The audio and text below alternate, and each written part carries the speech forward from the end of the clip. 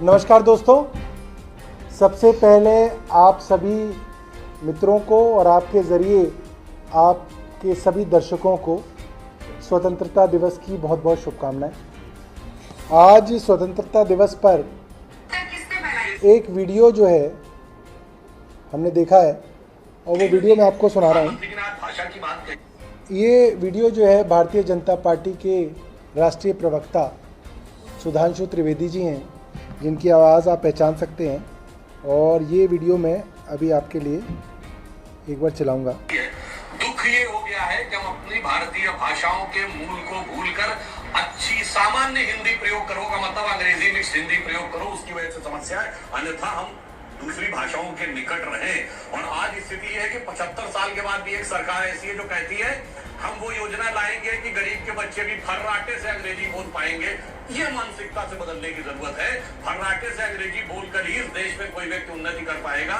इस मानसिकता से बाहर निकालने की जरूरत है। ये मानसिकता किसने फैलाई? केजरीवाल जी की उसमें कहा जाता ना कि हम एक योजना ला रहे हैं जब गरीब का बच्चा भी फर्राटे से अंग्रेजी बोलेगा। अरे भाई, क्यों फर्राटे से अंग्रेजी बोलेगा? जिस जमाने में हम लोगों ने इंजीनियरिंग दिया उस जमाने में अंग्रेजी क्वालिफाई करना जरूरी होता था। तब फिजिक्स केमिस्ट्री मैथ की कॉपी चेक होती थी। अब वो समाप्त हो गया। ये मानसिकता क्या देश में कांग्रेस पार्टी लेकर आई आलू, जो वो सीधा कह रहे हैं?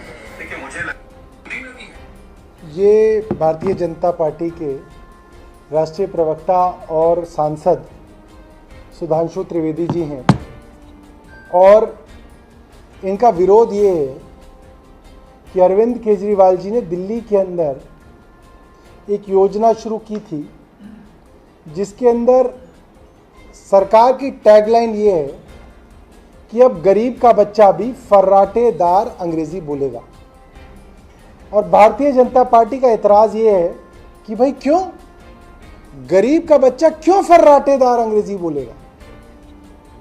ये भारतीय जनता पार्टी की गरीब विरोधी मानसिकता को खुलेआम प्रचारित करता है। भारतीय जनता पार्टी बिल्कुल नहीं चाहती कि देश के गरीबों के बच्चे पढ़ लिख जाएं, अंग्रेजी बोले, और फर्राटेदार अंग्रेजी तो बिल्कुल भी ना बोले। और अगर ये अंग्रेजी का विरोध भारतीय जनता पार्टी का आइडियोलॉजिकल विरोध होता, वैचारिक विरोध होता, तो हमें समझ में आता कि इन्हें अंग्रेजी से तकलीफ है, इन्हें अंग्रेजी से एलर्जी है, ये अंग्रेजी में विश्वास नहीं रखते, इसलिए देश के गरीबों को अंग्रेजी से दूर रखना चाहते हैं। तो मैं अभी कार में आते आते, ज़्यादा समय नहीं लगा, 3:30 बजे तक तो मेरे प्रोग्राम्स थे असेंबली के अंदर, अपनी कॉन्स्टिट्यूंसी के अंदर। आधे घंटे में कार में आते आते सिर्फ मैंने थोड़ा सा सर्च किया कि भारतीय जनता पार्टी के वो कौन कौन से नेता हैं जो अंग्रेजी स्कूलों के अंदर पढ़े हैं, और जब मैं आपको उनके नाम बताऊंगा तो आप हैरान हो जाएंगे। और आपसे ज़्यादा हैरान भारतीय जनता पार्टी के वो बेचारे गरीब कार्यकर्ता होंगे जिनको कई सालों से बेवकूफ़ बनाकर भारतीय जनता पार्टी जिंदाबाद मुर्दाबाद तो करवाती है, मगर उनको एक झूठ परोसती आई है। उनके दिमाग में सुबह सुबह शाखा के नाम पे कुछ ऐसी बातें भरी जाती हैं कि उनको मालूम ही नहीं है कि भारतीय जनता पार्टी और राष्ट्रीय स्वयंसेवक संघ का सच क्या है, क्योंकि उस सच को ही हमेशा छिपा के रखते हैं। तो मैं आज आप मीडिया के साथियों के हवाले से कुछ फैक्ट्स आपके सामने रखना चाहता हूं कि भारतीय जनता पार्टी का अंग्रेजी विरोध किस तरीके से एक दोगला विरोध है, किस तरीके से भारतीय जनता पार्टी एक हिपोक्रेट पार्टी है। भारतीय जनता पार्टी के सबसे बड़े नेता, सबसे बड़े आइडियोलॉग, इनकी जो मातृ संगठन है आरएसएस के सबसे बड़े बड़े आइडियोलॉग कौन थे? दीनदयाल उपाध्याय, श्यामा प्रसाद मुखर्जी और सावरकर। अब मैं आपको इनके बारे में बताता हूं। सावरकर पढ़े हैं Fergusson college and Gray's Inn London. Deendayal Upadhyay पढ़े हैं Saint John school Agra. Shyama Prasad Mukherjee पढ़े हैं लिंकन स्कूल। और भारतीय जनता पार्टी की स्थापना करने वाले लाल कृष्ण आडवाणी पढ़े हैं सेंट पैट्रिक स्कूल कराची। हैरानी की बात है, जो भारतीय जनता पार्टी अपने कार्यकर्ताओं को और इस देश के गरीबों को अंग्रेजी से दूर रखना चाहती है, उसकी आरएसएस की स्थापना करने वाले और उसके स्तंभ माने जाने वाले 3 शख्सियत प्राइवेट कॉन्वेंट अंग्रेजी मीडियम स्कूल्स के अंदर पढ़े हैं। अब बात करते हैं लाल कृष्ण आडवाणी के, जो भारतीय जनता पार्टी के संस्थापक हैं, Saint Patrick school Karachi. Smriti Zubin Irani Holy Family Auxilium school New Delhi, जो क्रिश्चियन नन्स कैथोलिक नन्स चलाती हैं। Jyotiraditya Scindia Campion school Mumbai, the Doon school Dehradun. Piyush Goyal Don Bosco school Matunga. Hardeep Singh Puri, ये सब इनके मंत्री हैं, Frank Anthony school Delhi. Tejasvi Surya इनके युवा मोर्चा के अध्यक्ष। Shri Kumaran children school English medium school Bangalore. Rao Inderjit Singh इनके मंत्री, Lawrence school Sanawar. General V K Singh Birla public school Pilani. Parvesh Verma Delhi public school R K Puram. Nupur Sharma Delhi public school Mathura road. Jayant Sinha Saint Michael's high school Patna और सेंट कोलंबस स्कूल दिल्ली। अब बात आती है, हो सकता है गलती से नासमझी में ये लोग अंग्रेजी पढ़ गए हो, क्योंकि भाई स्कूल में तो माँ बाप डाल देते, बाद में जब तक ज्ञात होता है कि अंग्रेजी तो बहुत गलत भाषा है, देश के विरोध में है, तो ये पलट दे, मगर ऐसा नहीं हुआ। श्यामा प्रसाद मुखर्जी और दीनदयाल उपाध्याय ने बाकायदा इंग्लिश लिटरेचर के अंदर पोस्ट ग्रेजुएशन की है, सोच समझकर अंग्रेजी लिटरेचर के अंदर ग्रेजुएशन की है। अब इन भारतीय जनता पार्टी के जो मंत्री हैं, जिनके मैंने आपको नाम बताया, हो सकता है इनको भी बचपन में माँ बाप ने जो है प्राइवेट स्कूल में डाल दिया हो, अंग्रेजी सीख ली हो, मगर जब बच्चों को स्कूल में डालने की बात आती है तो इन सभी भारतीय जनता पार्टी के स्कूल के बच्चे जो स्कूलों में पढ़ रहे हैं, आप पता कर लीजिए, सब अंग्रेजी मीडियम स्कूलों में पढ़ रहे हैं, सब के सब। कोई एक आध कोई आदमी हो सकता है एक्सेप्शन हो, शायद उसके यहाँ अंग्रेजी मीडियम स्कूल ना हो, इसलिए वो हिंदी मीडियम स्कूल में पढ़ रहा होगा, मगर मैंने जितनी रिसर्च की है मुझे कोई नहीं मिला। आप भारतीय जनता पार्टी से पूछिएगा। मैं इस प्रेस वार्ता के माध्यम से भारतीय जनता पार्टी के सभी मंत्रियों से ये पूछना चाहता हूं, केंद्रीय मंत्रियों से, आप में से कितनों के बच्चे अंग्रेजी मीडियम स्कूल में पढ़ते हैं और कितनों के बच्चे हिंदी मीडियम स्कूल में पढ़ते हैं। अब बच्चों की बात ले लेते हैं। Railway and commerce minister Piyush Goyal की बेटी, नाम लेना ठीक नहीं है, हार्वर्ड यूनिवर्सिटी में पढ़ के आई है। इनके बेटा बीए इकोनॉमिक्स कर रहे हैं और एमबीए कर रहे हैं। प्रकाश जावड़ेकर के बेटे बॉस्टन यूनिवर्सिटी के अंदर। डिफेंस मिनिस्टर राजनाथ सिंह के बेटे Neeraj university of Leeds UK से एमबीए कर रहे हैं। जयशंकर जी जो कि नेता हैं, उनके बेटे यूएस जॉर्जटाउन यूनिवर्सिटी से एमए कर रहे हैं और बेटी डेंशन यूनिवर्सिटी से बीए में सिनेमा पढ़ रही हैं। रविशंकर प्रसाद के बेटे कॉर्नेल यूनिवर्सिटी से एलएलएम कर रहे हैं। हर्षवर्धन के बेटे सचिन मेलबोर्न मोनाश यूनिवर्सिटी में पढ़ रहे हैं। गजेंद्र सिंह शेखावत मंत्री हैं, गजेंद्र सिंह शेखावत, इनकी बेटी ऑक्सफोर्ड यूनिवर्सिटी में पढ़ रही हैं। हरदीप सिंह पुरी मंत्री हैं, इनकी बेटी यूनिवर्सिटी ऑफ वॉरविक और बाद में यूनिवर्सिटी कॉलेज लंदन से एलएलएम करके आई हैं। जितेंद्र सिंह के बेटे, नाम लेना ठीक नहीं है, ऑक्सफोर्ड यूनिवर्सिटी से पढ़ रहे हैं। स्मृति ईरानी की बेटी, नाम लेना ठीक नहीं है, एलएलएम डिग्री कर रही है जॉर्जटाउन यूनिवर्सिटी से। और स्मृति ईरानी ने भी चाहे झूठ ही बोला हो, मगर ये नहीं बोला कि मैं विद्या मंदिर से ग्रेजुएशन कर रही थी, उन्होंने झूठ में भी ये बोला मैंने येल यूनिवर्सिटी से ग्रेजुएशन की है। उनकी जुबान पे भी कोई हिंदी यूनिवर्सिटी का नाम नहीं आया, येल का ही नाम आया। इसके बाद हेमंत बिस्वास शर्मा, हिंदू धर्म के और भारतीय जनता पार्टी के राइट मोस्ट अल्ट्रा विंग के झंडा प्रधान। इनके बच्चे द डून स्कूल में पढ़ रहे हैं और उसके बाद मायो कॉलेज गर्ल्स स्कूल से इनकी बेटी पढ़ रही हैं। ज्योतिरादित्य सिंधिया के बेटे एमबीए कर रहे हैं येल यूनिवर्सिटी से। यहाँ पे श्रुति ईरानी ने भी सोचा था कि वो वहाँ से ग्रेजुएशन कर रही हैं। अब सवाल ये आता है कि भारतीय जनता पार्टी क्यों चाहती है कि गरीबों के बच्चे अंग्रेजी ना सीखें? क्योंकि भारतीय जनता पार्टी चाहती है देश का गरीब गरीब रहे और हमारा कार्यकर्ता अनपढ़ रहे।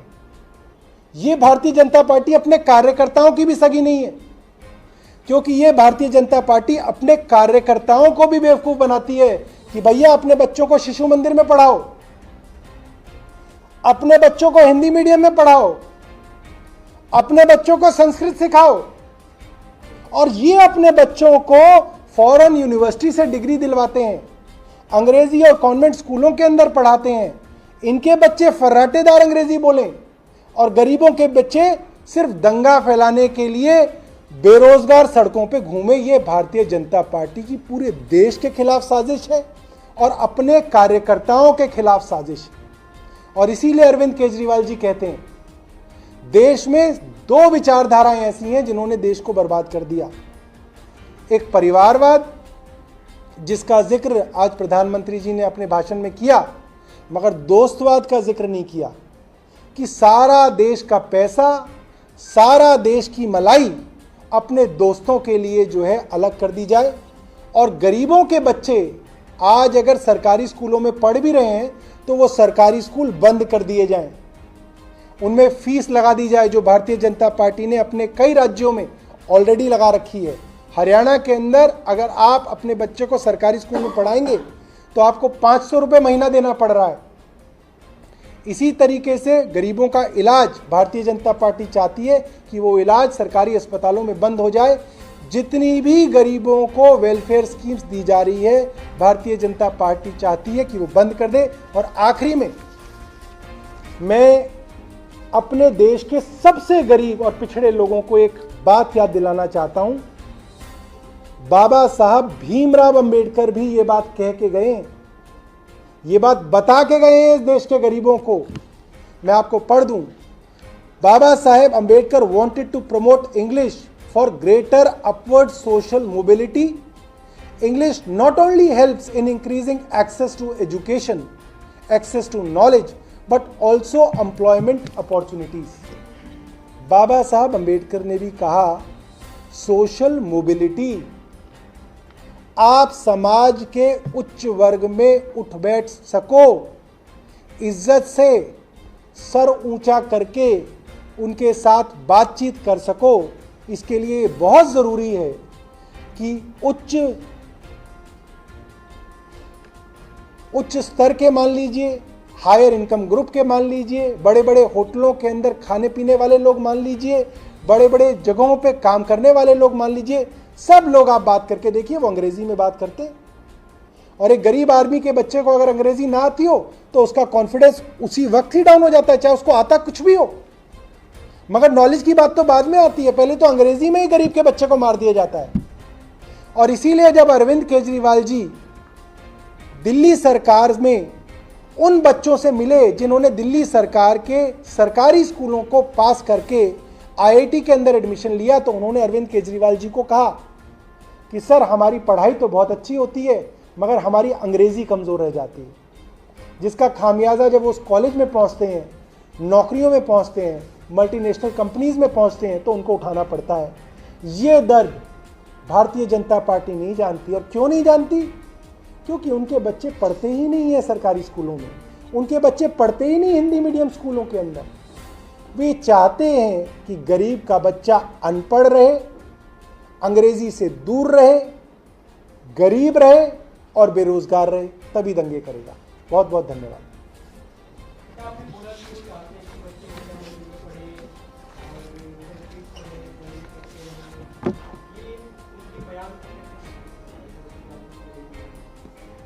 देखिए, भारतीय जनता पार्टी के किसी भी प्रवक्ता के बयानों का आप ढूंढ लीजिए, अंग्रेजी भाषा का विरोध वो हमेशा करते आए हैं।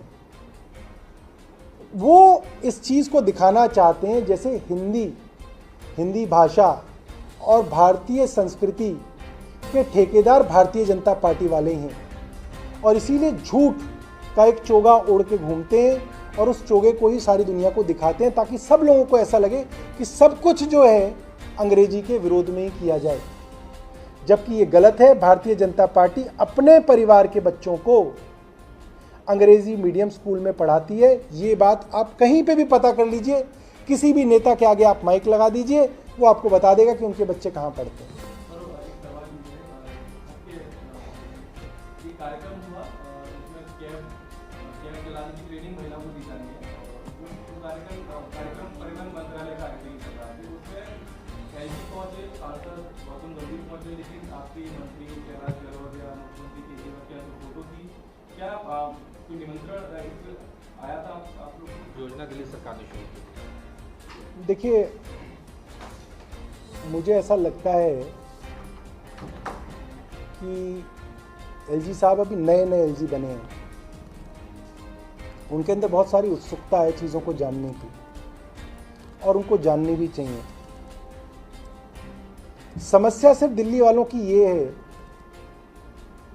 कि अगर परेशानी हो, अगर दिक्कत हो, तो वो एलजी के पास जाएंगे या अरविंद केजरीवाल के पास जाएंगे। अगर दिल्ली के अंदर ट्रांसपोर्ट डिपार्टमेंट पे कोई गड़बड़ होती है तो मेरे मीडिया के मित्र एलजी साहब से सवाल करेंगे या मुख्यमंत्री से सवाल करेंगे या मंत्री से सवाल करेंगे। अगर जिम्मेदारी सारी एलजी साहब की हो तो उनको इन सब चीज़ों के अंदर पूरा जो है योगदान देना चाहिए, इन सब के अंदर आगे आगे जाना चाहिए। समस्या सिर्फ इतनी है कि जिम्मेदारी एलजी साहब की नहीं है। कुछ गड़बड़ होगी तो अरविंद केजरीवाल हैं, कहीं पे फीता काटना होगा तो एलजी साहब हैं। ये बात सामान्य लोगों को समझ में आती है, और ये बात देश की सबसे बड़ी अदालत 5 जज के कॉन्स्टिट्यूशनल बेंच को भी समझ में आई थी, जब उन्होंने कहा कि जिम्मेदारी आप तभी ले सकते हैं जब आपकी जवाबदेही हो। बिना जवाबदेही के जिम्मेदारी का कोई मकसद नहीं है, कोई मतलब नहीं है। तो पीआर के हिसाब से, लिहाज से एलजी साहब जो कर रहे हैं वो ठीक है, मगर एक एडमिनिस्ट्रेटिव स्ट्रक्चर के हिसाब से ये कॉन्स्टिट्यूशनली खराब है। मतलब इसके बेसिक्स गलत हैं, जो एलजी साहब समझ नहीं रहे हैं। मगर मुझे ऐसा लगता है समय रहते वो भी इस बात को समझेंगे।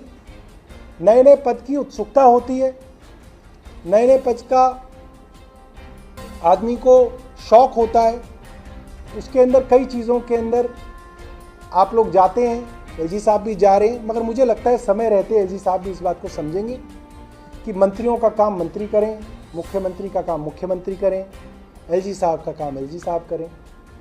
नहीं तो चुनाव लड़ने के लिए तो पूरा देश है ही। जिसको चुनाव लड़ना हो नॉमिनेशन फॉर्म भरे और चुनाव लड़े, सांसद बने, विधायक बने, मंत्री बने, मुख्यमंत्री बने, प्रधानमंत्री बने, सारे पद है। चुनाव का ही एक रास्ता है। ये आप एलजी के लिए कह रहे हैं कि एलजी चुनाव नहीं, मैं सब चीज़ों के लिए कह रहा हूं, मैं सब लोगों के लिए नहीं, मैं क्या चाहूँगा, सब लोगों को, जो लोगों को भी, आप लोगों को भी अगर शौक है तो आप भी लड़े, उसमें क्या है।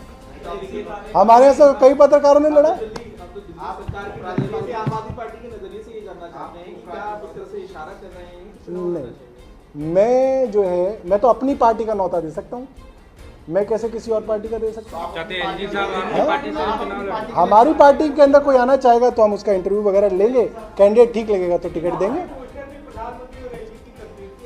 कहाँ पे?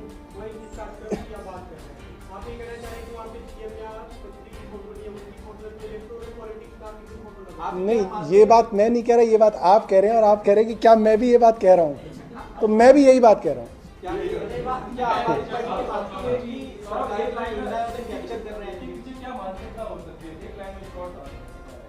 देखिए, हो सकता है एलजी साहब के ऊपर प्रधानमंत्री कार्यालय से दबाव हो कि आप इस तरीके की गड़बड़ियां जो हैं दिल्ली के अंदर फैलाएं, वरना किसी आदमी को क्या लेना देना है। देखिए, एलजी का काम तो बड़ा, मुझे लगता है बड़ा बढ़िया काम है। मतलब इसमें तो आपको जहाँ भी जाना है चीफ गेस्ट बन के जाना है, फीता काटना है। सौरभ जी, आप ये कह रहे हैं क्या कि वो संवैधानिक पद की जिम्मेदारी नहीं निभा रहे हैं, राजनीतिक जो काम है वो कर रहे हैं? अब देखिए, इसका बड़ा साधारण सा एग्जाम्पल है। अब राष्ट्रपति बनी है हमारी मुर्मू जी, और बड़े हर्षोल्लास के साथ देश ने पहली शेड्यूल ट्राइब से एक राष्ट्रपति को देखा है।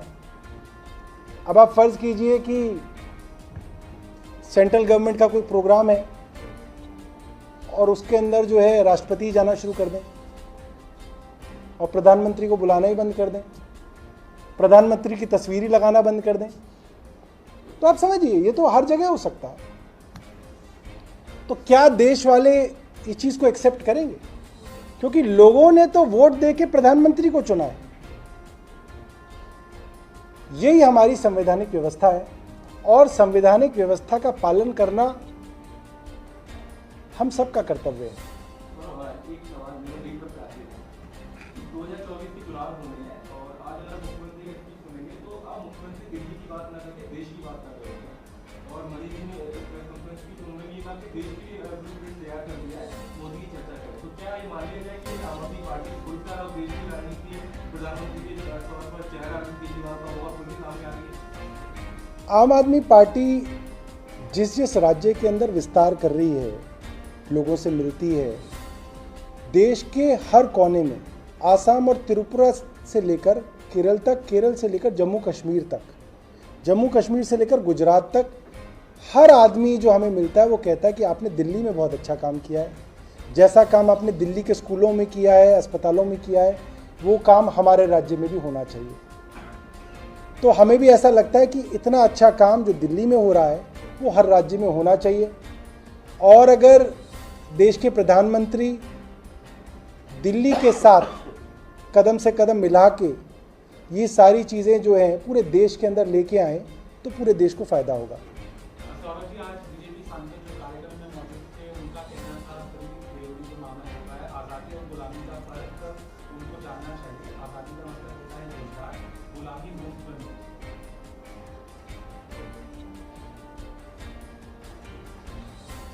आज़ादी का मतलब होता है रोज़गार, तो देना चाहिए रोज़गार, फिर क्या दिक्कत है? मतलब इतनी बेरोज़गारी बढ़ा दी है तो रोज़गार तो देना चाहिए, बिल्कुल।